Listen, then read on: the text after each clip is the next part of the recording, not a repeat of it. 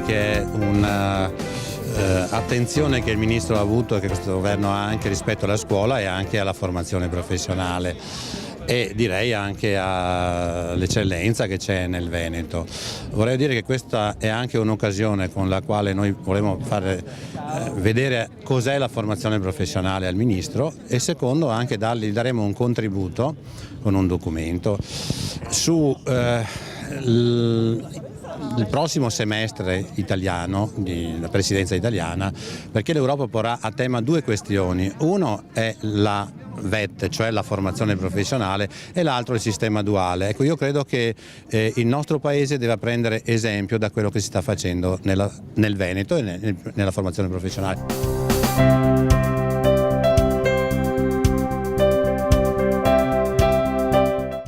L'orgoglio dei meccanici dell'ENAIP. Abbiamo i nostri kart, che adesso ce n'è presente uno. È lì. Sì. Scusa,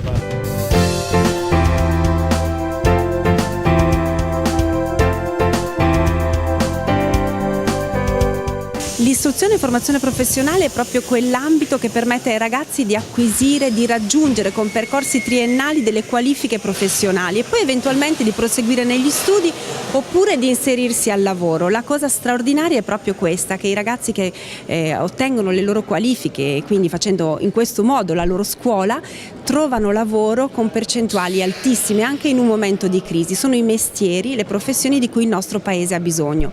Quindi il nostro sistema, il sistema dell'istruzione e formazione professionale è davvero prezioso per il Paese in questo momento, particolarmente in questo momento. Nel semestre di Presidenza italiana dell'Unione Europea saremo chiamati a rispondere proprio su alcuni punti fondamentali.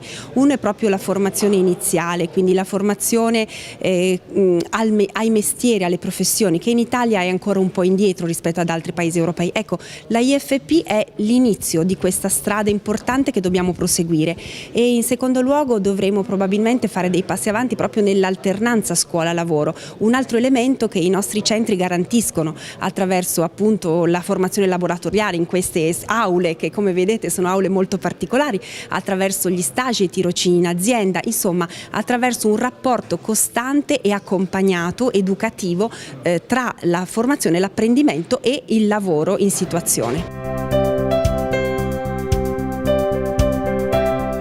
Io frequento il terzo anno di indirizzo riparazioni veicoli a motore e indirizzo di carrozzeria. Adesso io sto facendo gli stage, quindi faccio 8 ore al giorno. Di solito noi durante la settimana facciamo dalle 10 alle 15 ore. Io spero di riuscire a trovare comunque una società, un'azienda che riesca a prendermi, perché comunque sappiamo tutti che il mondo del lavoro in questo momento è un po' in difficoltà e noi lo vediamo durante gli stage perché rispetto già all'anno scorso vediamo molto meno lavoro.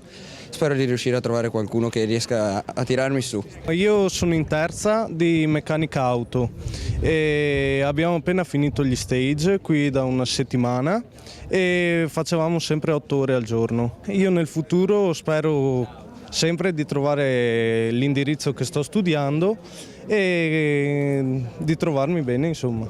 Aprire un'officina meccanica, un po' più avanti magari, e lavorare.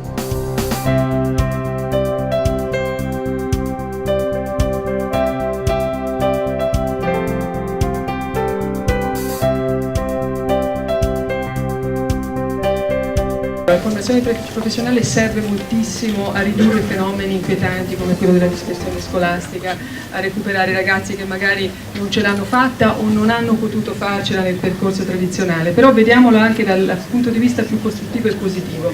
La formazione professionale, lì dicevo deformata dal mio mestiere che è quello di guardare alle parole, l'inglese ci aiuta, e veramente deve essere una scelta vocazionale, cioè deve aiutare voi, deve aiutare Michael, deve aiutare Giulia, deve aiutare Giambattista, deve essere veramente il punto di partenza per dare una risposta al grande dramma di oggi che è la disoccupazione giovanile.